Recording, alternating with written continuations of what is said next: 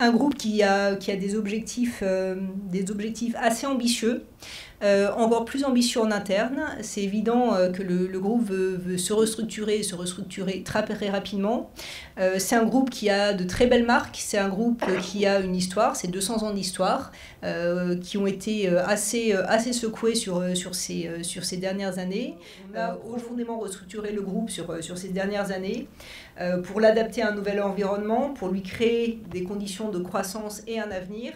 Les objectifs qu'a pris le groupe, c'est, quels que soient ses marchés, quels que soient ses changes, c'est de revenir sur des zones de génération de cash récurrentes et positives. On a dit au plus tard en 2016, on n'a pas envie de faire des surpromesses non plus, si c'est plutôt tant mieux.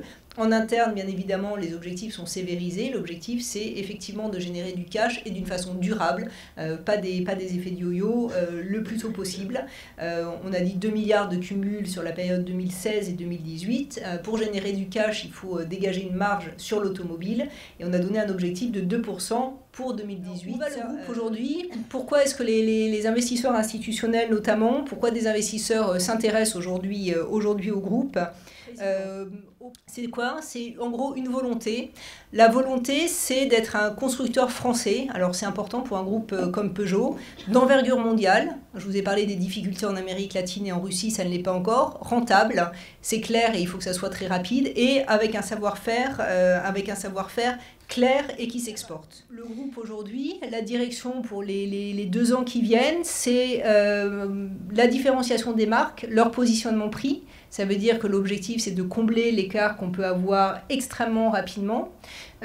Pour la marque DS, c'est déjà le cas en partie. Pour certains des nouveaux modèles, c'est le cas. Il faut pas perdre cette trajectoire. La deuxième chose, c'est une stratégie de plan produit mondial. Réduction du nombre de produits. Quand je disais on divise quasiment par 2 les 45 modèles d'ici 2022, c'est déjà 38 modèles d'ici 2016. En clair, ça va très vite. Croissance à l'international, évidemment le partenariat chinois, l'Amérique latine et la Russie d'ici 2017, on est en 2014, effectivement c'est très rapide.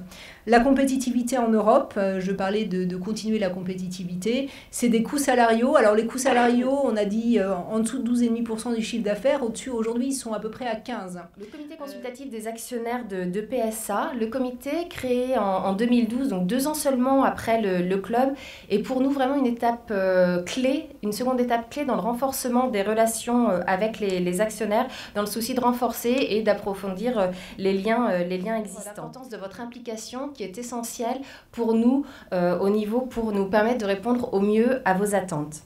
Donc en 2014, nous poursuivrons et consoliderons nos échanges, car dialoguer et vous informer est particulièrement important, notamment.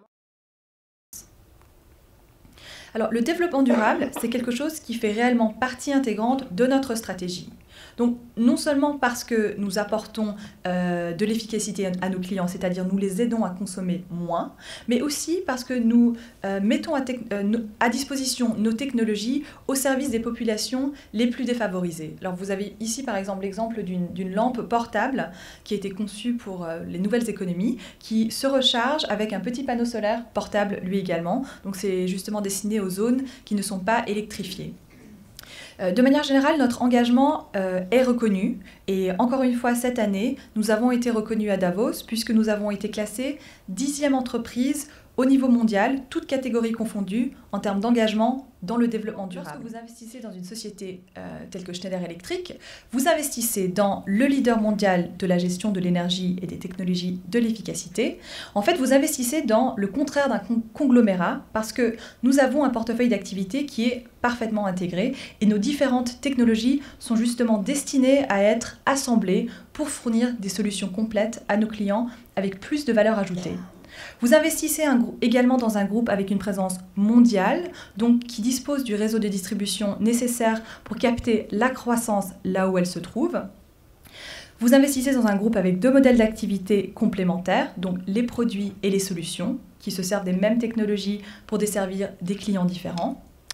Vous investissez dans un groupe dont la stratégie est désormais la croissance organique et l'intégration de ses acquisitions. Et vous investissez dans un projet d'amélioration du rendement, donc pour vous, le rendement pour vous, actionnaires.